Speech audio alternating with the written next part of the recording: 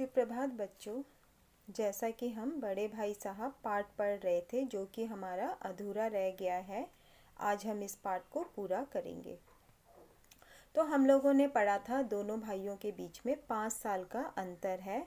बड़े भाई साहब दिन भर पढ़ाई करते थे फिर भी वह पास नहीं हो पाते थे, जबकि छोटा भाई सारा दिन खेल कूद करता था फिर भी क्या हो जाता था, पास हो जाता था, है ना। बड़े भाई साहब छोटे भाई को उपदेश देते हैं खेल कूद, क्योंकि वह बहुत खेल कूद करता रहता था इसलिए वह उपदेश देते हैं। तो हम लोग पढ़ रहे थे पेज नंबर आपका 61 में। देखिए बड़े भाई साहब क्या करते हैं, उदाहरण देते हैं, है ना। दादा का उदाहरण देते हैं, अम्मा का उदाहरण देते हैं और हेडमास्टर जी का उदाहरण देते हैं। हेडमास्टर साहब के बारे में बोलते हैं, हेडमास्टर जी ने क्या किया है, ऑक्सफोर्ड जो है वह किया है ना। अंग्रेजी में उन्होंने क्या किया है, एमए नहीं बल्कि ऑक्सफोर्ड भी किया है और 1000 रुपये वेतन कमाते हैं। लेकिन उनके घर का इंतजाम कौन करता है, उनकी बूढ़ी माँ करती है, क्योंकि हेडमास्टर साहब पहले क्या करते थे, पहले खुद घर का खर्च सारा उठाया करते थे, लेकिन वह पैसे पूरे नहीं पड़ते थे। लेकिन जब माँ के हाथों में दिया तो माँ ने वह बहुत सुंदर से क्या है, बखूबी निभाया, है ना। माँ सारी चीज़ों का बहुत अच्छे से क्या करती है, खर्च करती है। क्यों करती है, क्योंकि वह बड़ी है, उनको क्या है, काफ़ी अनुभव है, कहाँ पर क्या करना चाहिए, कहाँ पर क्या करना चाहिए।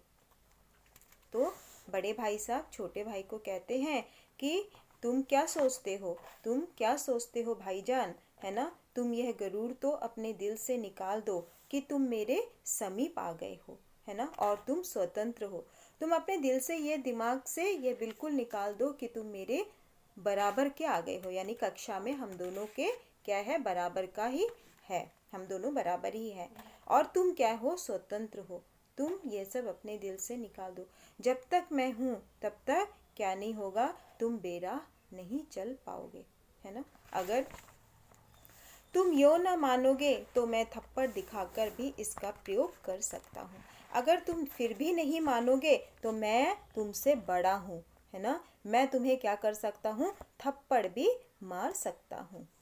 और मुझे पता है मैं जो तुमसे ये सब बातें कर रहा हूँ ये तुमको अच्छी नहीं लग रही, मेरी बातें तुमको क्या लग रही है, जहर के समान लग रही है। उसके बाद छोटा भाई, मैं उनकी इस नई युक्ति से नतमस्तक हो गया। मुझे आज सचमुच अपनी लघुता का अनुभव हुआ और भाई साहब के प्रति मेरे मन में श्रद्धा उत्पन्न हुई। आज उन्होंने जो कुछ बोला था उनके सामने तो मैं क्या हो गया, नतमस्तक हो गया, मेरा सर नीचे झुक गया, है ना। और आज मुझे यह पता चला और भाई साहब के प्रति मेरे मन में क्या हो गई, और भी श्रद्धा जो है उत्पन्न हो गई, है ना। मैंने सजल आंखों से कहा, हरगिज नहीं, आप जो कुछ फरमा रहे हैं वह बिल्कुल सच है। मेरी आंखें तो नीची थी और मैं ऐसा कह रहा था, नहीं आप गलत नहीं हैं, आप बिल्कुल सच हैं और आप जो कुछ कह रहे हैं वह बिल्कुल सच है ना। और आपको क्या है, पूरा कहने का अधिकार है। भाई साहब ने मुझे क्या किया, गले लगा लिया और बोले, मैं कनकौवे उड़ाने को मना नहीं करता, मेरा जी भी ललचाता है।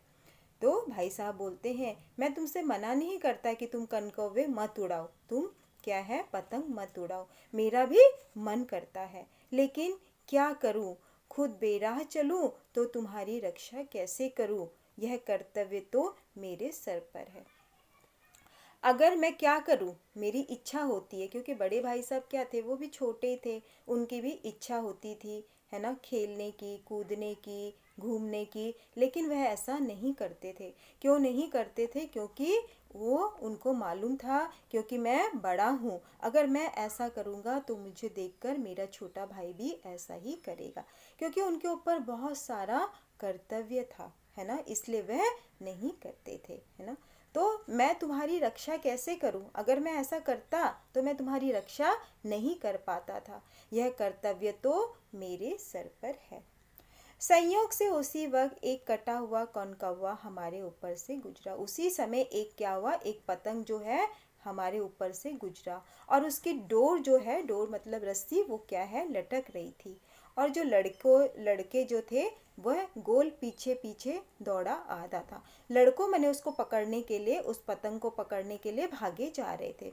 और भाई साहब क्या थे, भाई साहब तो बहुत लंबे थे, उछलकर क्या कर लिया, उसकी डोर पकड़ ली और बेतहाशा हॉस्टल की तरफ दौड़े। और लंबे थे, ऐसे उछलकर डोर पकड़ ली और भागकर हॉस्टल की तरफ गए और छोटा भाई उनके पीछे पीछे दौड़ रहा था। तो बच्चों, आज यह पाठ हम यहीं समाप्त करते हैं। बड़े भाई साहब, इसके प्रश्न हैं, मौखिक है, लिखित है, 50 से 60 शब्दों में इसके उत्तर देने हैं। उसके बाद आशय स्पष्ट भी है। ये सारे प्रश्न उत्तर मैं आप लोगों को दे दूंगी और आप लोग अपनी कॉपी में पेज नंबर 66 में देखिए शब्दार्थ दिए गए हैं। ये शब्दार्थों को अपनी कॉपी में ज़रूर लिखेंगे और समझेंगे, अच्छे से समझेंगे और पाठ का क्या करोगे, दोबारा पाठ को पढ़ोगे।